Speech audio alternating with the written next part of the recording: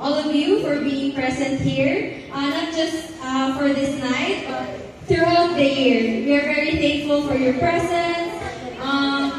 Of course, for working with our family. Like my Lola said, without you guys, we would not be here. Anton?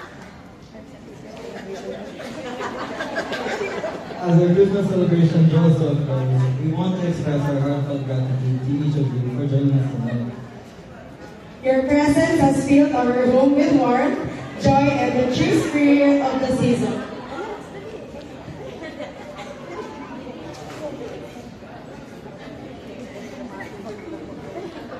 We extend our deepest appreciation to everyone who contributed to making this evening special. As we part ways, let's carry forward the love and happiness we shared tonight into the coming year.